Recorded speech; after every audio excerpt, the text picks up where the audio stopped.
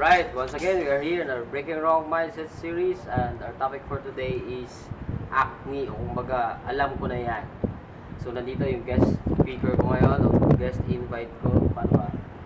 Si Power Downline, Power Business Partner, Romel Aguas. So, ano masasabi mo sa mga taong laging sinasabi pag tinanong mo yung business, tinuruan mo, sasagot sa'yo, apply, alam ko na yan. Ano masasabi mo sa mga tao?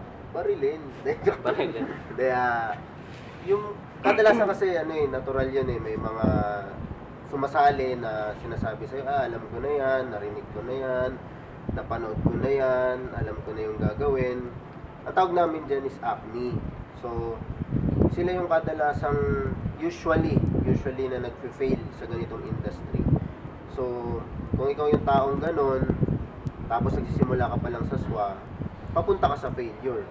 So, kung gusto mo mag-fail talaga, maging acne ka, di ba?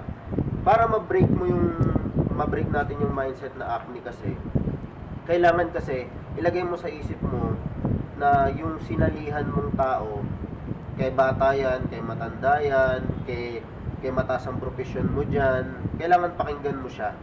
Kasi siya yung nauna sa negosyong ginagawa natin Kung, profession mo, doktor, kung may sakit kami, sa'yo kami makikinig. Pero kung networking pinag-uusapan, tapos SWA, syempre, pakinggan mo yung taong nag-invite sa'yo o yung sinalihan mo. Diba? Kasi para maging successful ka sa ganitong industry, kailangan sundan mo yung mga taong nauna sa'yo. Ako, personally, nagsimula ako, direct upline ko to si Johnny. 3 days ko inaral yung binigay niya sa akin sa members area. Bago ko nag-post, pinag-aralan ko muna yung mga ginagawa niya, pinag-aralan ko yung mga wall ng iba, kagaya nila, wall nila Mark Teximo, wall nila Jeffrey Perez. Kumbaga, pinag-aralan ko sila before ako nag-post ng mga pinopost ko.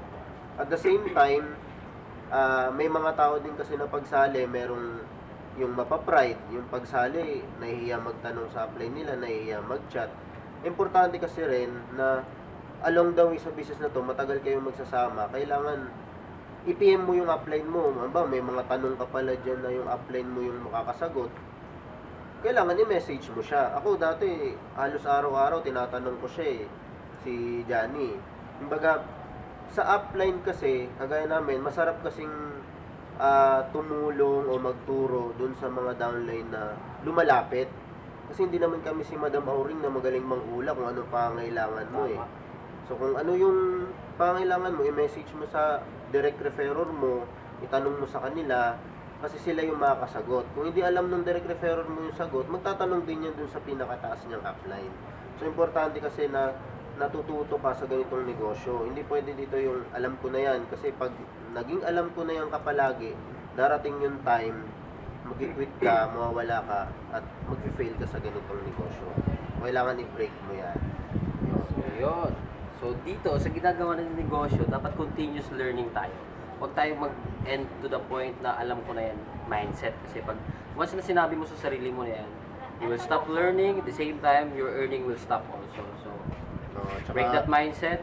Tsaka until now, kahit 1 year mahigit na ako, aral-aral pa din, nag-aaral pa din. So, kagaya niya, nagbibigay siya ng mga trainings kasi importante yung continuous learning kasi kami, kagaya nitong ginagawa namin training, natututo din kami sa ginagawa namin. Yun, so, you close this. You close this, yeah.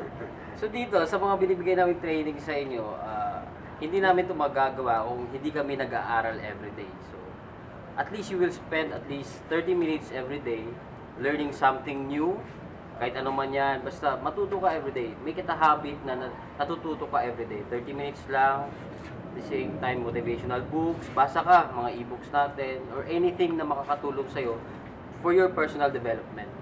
Para at least, dito, pag nagawa mo yung habit na yon, para magiging normal na lang sa'yo, natututo ka everyday. So, break that mindset, huwag kang maging acne.